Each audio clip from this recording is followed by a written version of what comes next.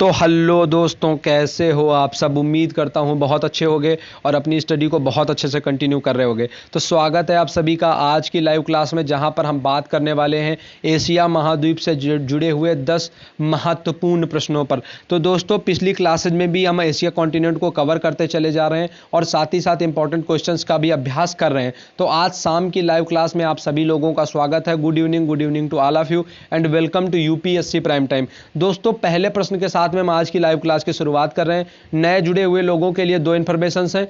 आप लोग जरूर ध्यान दीजिएगा कि क्वेश्चन नंबर मेंशन करने के बाद में आपको ए बी सी या फिर डी टाइप करना है। मतलब पहले आप एक लिख दीजिए, फिर अपने आंसर को लिखिएगा, ताकि मुझे आंसर पता चलता रहे। इसकी हम्बल रिक्वेस्ट है। पिछली क्लासेज में भी मैं कह चुका हूं, लेकिन आप सुनने के बावजूद मेरी इस चीज को पता नहीं क्यों इग्नोर कर देते हैं। तो प्लीज क्वेश्चन नंबर मेंशन कीजिएगा, उसके बाद में आप आंसर दीजिएगा, ताकि मुझे पता चल जाएगा आप किस क्वेश्चन का आंसर दे रहे हैं। और मैं जब चौथा विकल्प पढ़ देता हूं, उसके बाद में मैं आपको आंसर करने का 10 सेकंड का टाइम देता हूं। कम से कम जब मैं चौथा विकल्प पढ़ देता हूं, उतनी देर का आप इंतजार करिए, और जैसे ही मैं चौथा विकल्प पढ़ दे रहा हूं, उसके बाद में आप फिर आंसर करते चले जाइए, तो मैं आप सबके नामों को पढ़ता हुआ चला जाऊंगा। तो good evening once again and good evening, welcome. पहले क्वेश्चन के साथ में हम आज के लाइव क्लास की शुरुआत करते हैं।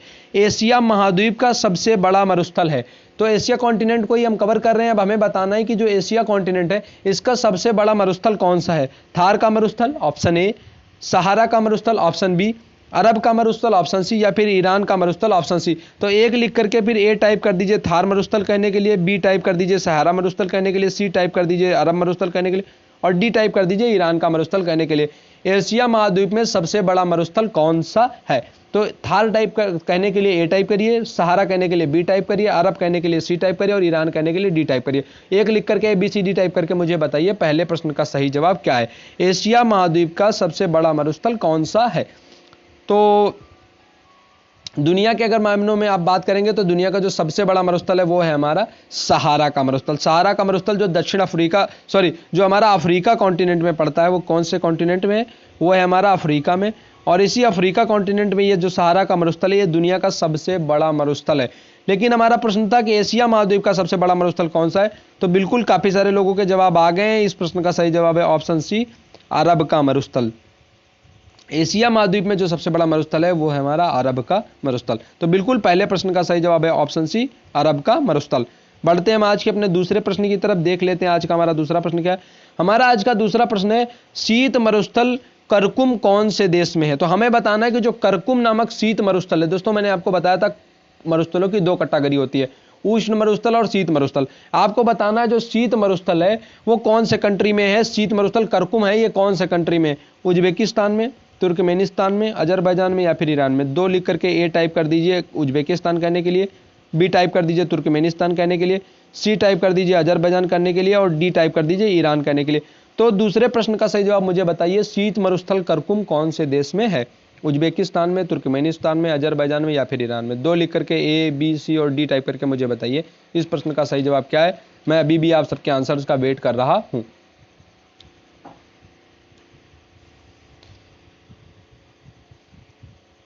तो चलिए दोस्तों, मैं आपको बता देता हूं, जो शीत मरुस्थल करकुम है ये है हमारा तुर्कमेनिस्तान में। कौन से कंट्री में, ये है हमारा तुर्कमेनिस्तान में, जिसके बारे में मैं आपको पढ़ा चुका हूं। तो दूसरे प्रश्न का सही जवाब है ऑप्शन बी, तुर्कमेनिस्तान।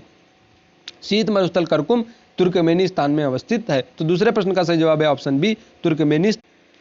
तो अब हम देख लेते हैं अपने तीसरे प्रश्न को। हमारा तीसरा प्रश्न क्या है। तो आज का हमारा तीसरा प्रश्न है, निम्न में से कौन सा मरुस्थल चीन में है। तो हमें बताना है कि इनमें से कौन सा मरुस्थल है जो चीन में अवस्थित है।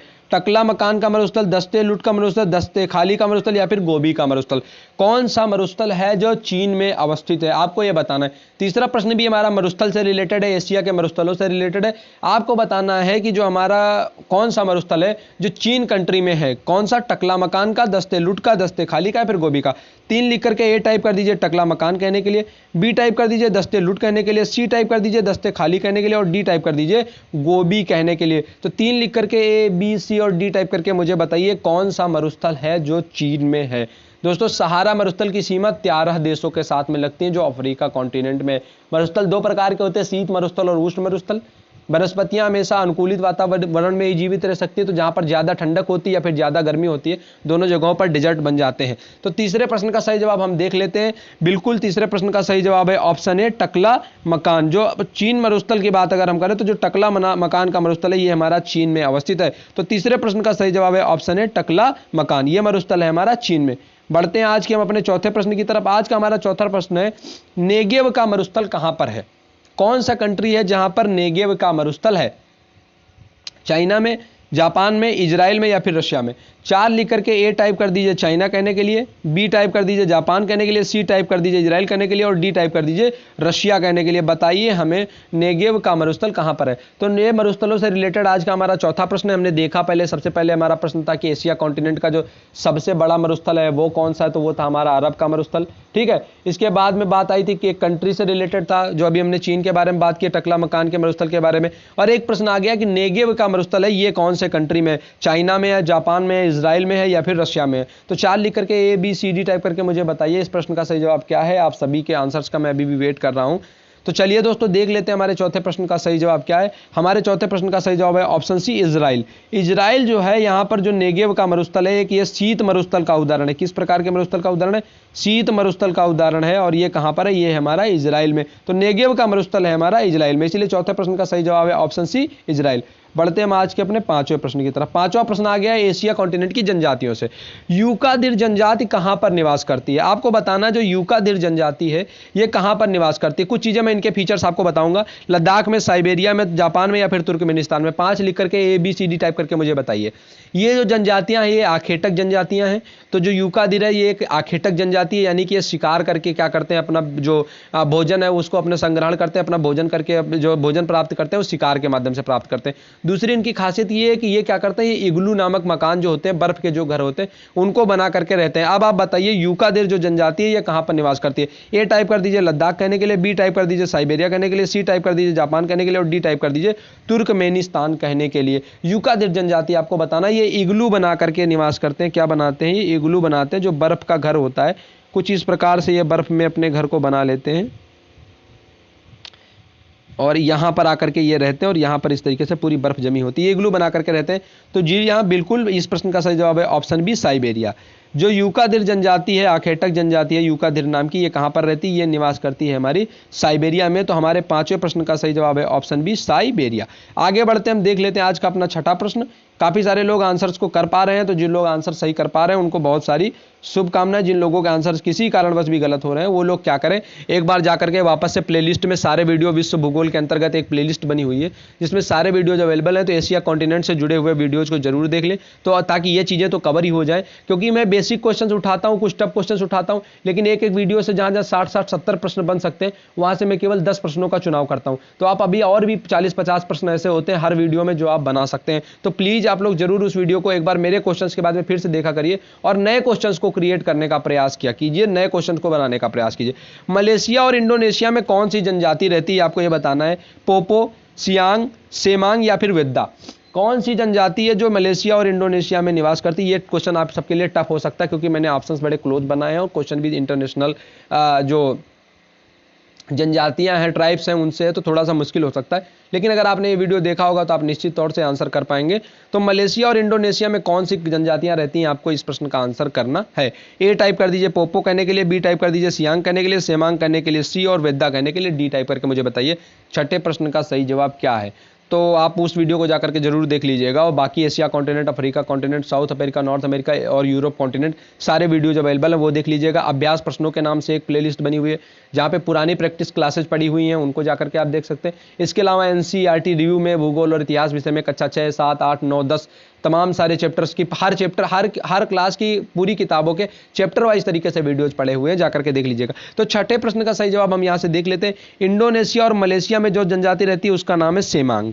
दोस्तों सेमांग नाम की जो जनजाति है वो कहाँ पर निवास करती है, वो मलेशिया और इंडोनेशिया में निवास करती है। शायद मैंने जनजातियों से जुड़े हुए कुछ और क्वेश्चन पुट किए, वहाँ पर आपको मैं बाकी के बारे में भी बता दूंगा। तो मलेशिया और इंडोनेशिया में रहने वाली जनजाति का नाम है सेमांग। आगे बढ़ते, कहाँ की स्थानांतरी जो कृषि है वो टेंगिया कहलाती है, आपको बताना है। टेंगिया नामक स्थानांतरी कृषि, जैसे मैंने आपको बताया था, झूमिंग है, मिल्पा है, दीपा है, इस प्रकार की तमाम सारी हमें जो स्थानांतरी कृषियां दिखाई पड़ती हैं, इसी प्रकार की एक जगह पर स्थानांतरी कृषि को टेंगिया कहा जाता है। ये हमारा शायद क्वेश्चन नंबर आज का है 7। तो आप इस प्रश्न का मुझे आंसर करके बताइए, इंडोनेशिया, जापान, फिलीपींस या फिर म्यांमार, कहां पर स्थानांतरी कृषि को टेंगिया कहा जाता है? इंडोनेशिया में कहा जाता है, जापान में कहा जाता है, फिलीपींस में कहा जाता है या फिर म्यांमार में कहा जाता है? टेंगिया कहां की स्थानांतरी कृषि कहलाती है? ये दोस्तों इंपॉर्टेंट की श्रेणी में आप इसको रखिए, एक महत्वपूर्ण प्रश्न है। तो जल्दी जल्दी मुझे टाइप करके बताइए। जैसे इंडिया में आप देखते हैं तो झूमिंग कहलाती है स्थानांतरी कृषि, इसको काटो जलाऊ खेती भी कहा जाता है। इसमें क्या करते हैं, जो आदिवासी समुदाय के लोग होते हैं वो जाते हैं कहीं के जंगल को आग लगा देते हैं, वहाँ जो जल करके राख बचती है उस राख में बारिश के समय में बीज बो देते हैं और वहाँ पर साल 2 साल तक वो खेती करते हैं, जब तक उसका उपजाऊपन बना रहता है। जब उपजाऊपन उसका खत्म हो जाता है तो उस जगह को छोड़ देते हैं, दूसरी जगह पर जाते हैं, वहाँ पर फिर जलाते हैं और जलाने के बाद में क्या करते हैं, वहाँ पर ये फिर खेती करते हैं जब तक वहाँ पर उपजाऊपन बना रहता है।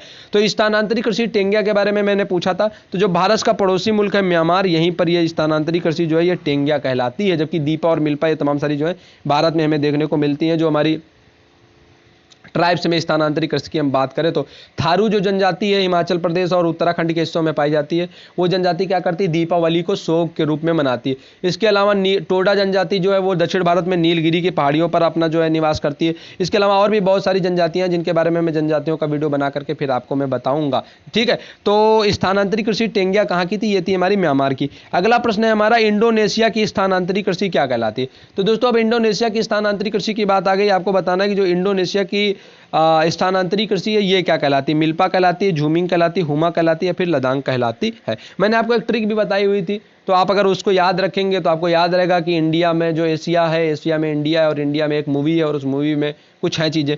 तो मिल्पा, झूमिंग, हुमा या फिर लदांग, क्या है इस प्रश्न का सही जवाब मुझे बता दीजिए। क्वेश्चन नंबर ये है हमारा 8। इंडोनेशिया की स्थानांतरित कृषि क्या कहलाती है? मिल्पा कहलाती है, झूमिंग कहलाती है, हुमा कहलाती है या फिर लदांग कहलाती है? 8 लिख करके ABCD टाइप करके मुझे बताइए। A टाइप कर दीजिए मिल्पा के लिए, B टाइप कर दीजिए झूमिंग के लिए, C टाइप कर दीजिए हुमा के लिए और D टाइप कर दीजिए लदांग के लिए। बताइए इस प्रश्न का सही जवाब क्या है, इंडोनेशिया की स्थानांतरित कृषि क्या कहलाती है? 8 लिख करके ABCD टाइप करके मुझे इस प्रश्न का फटाफट मुझे आप जवाब बता दीजिए। इस प्रकार से जैसे भील जनजाति की बात आती है, मीणा, गरसिया की बात आती है, इसी तरीके से हम ऊपर भी देखते हैं तो जद्दा, गद्दी, बकरवाल हमें दिखाई देती हैं जनजातियां। इसके अलावा आसाम से होते हुए अरुणाचल के हिस्सों में भी हमें, फिर गारो खासी जयंतिया में हमें नगा जनजातियां नागालैंड में दिखाई देती हैं, ठीक है। इसके अलावा मध्य प्रदेश में भी तमाम सारी जनजातियां जो निवास करती हैं। इसके अलावा गुजरात के हिस्से हैं, महाराष्ट्र है, हमारा झारखंड, झारखंड में तो बहुत सारी ट्राइब्स होती हैं, बिरसा मुंडा का नाम आपने सुना होगा। तो इस प्रकार से चलिए तो हम 8वें प्रश्न का सही जवाब यहाँ से देख लेते हैं। तो बिल्कुल 8वें प्रश्न का सही जवाब है ऑप्शन C, हुमा।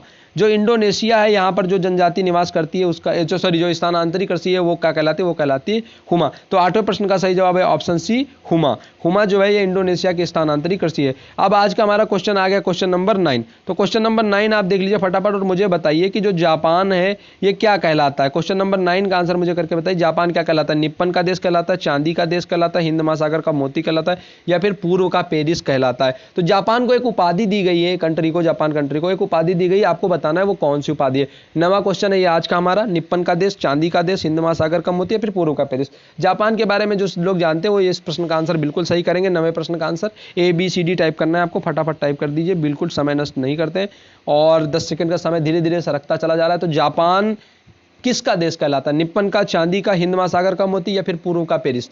क्या है इस प्रश्न का सही जवाब? 9 लिख करके ABCD टाइप करके मुझे इस प्रश्न का आंसर फटाफट बता दीजिए, फटाफट आंसर कर दीजिए बिल्कुल सारे के सारे लोग। तो चलिए 9वें प्रश्न का हम सही आंसर यहां से देख लेते हैं। दोस्तों निप्पन का अर्थ होता है उगता हुआ सूरज, उगता हुआ सूरज। तो दोस्तों जो जापान है ये उगते हुए सूर्य का देश कहलाता है, इसीलिए जापान को निप्पन का देश कहा जाता है। किसका देश कहा जाता है? निप्पन का देश कहा जाता है। अब बात आती है हमारे आज के 10वें और अंतिम प्रश्न की, जापान का डेट्रॉयट कहलाता है। जापान का डेट्रॉयट किस शहर को कहा जाता है? इस प्रश्न का आंसर बहुत केयरफुली दीजिएगा क्योंकि बड़े बड़े चमकते हुए शहरों के नाम मैंने लिख दिए, उम्मीद हो सकती है कि वो सही आंसर ना हो, तो बहुत सोच समझ करके 10वें और अंतिम प्रश्न का ऑप्शन जवाब दीजिएगा। नगोया शहर को, ओसाका शहर को, टोक्यो शहर को या फिर इनमें से कोई नहीं। इसीलिए मैंने एक ऑप्शन और खत्म कर दिया, नहीं तो इस प्रश्न का जवाब सही देना बहुत ही मुश्किल हो जाता। तो इसमें मैंने थोड़ा सा इसको वो कर दिया है, 3 ही ऑप्शन दिए, इजी बना दिया है। जापान का डेट्रॉयट किस शहर को कहा जाता है? A टाइप कर दीजिए नगोया के लिए, बी टाइप कर दीजिए ओसाका के लिए और सी टाइप कर दीजिए टोक्यो के लिए। 10वें प्रश्न का सही जवाब क्या है मुझे बता दीजिए। आज की लाइव क्लास से आप सभी लोग जुड़े, तो आप सभी लोगों को आज की लाइव क्लास से जुड़ने के लिए आभार और धन्यवाद।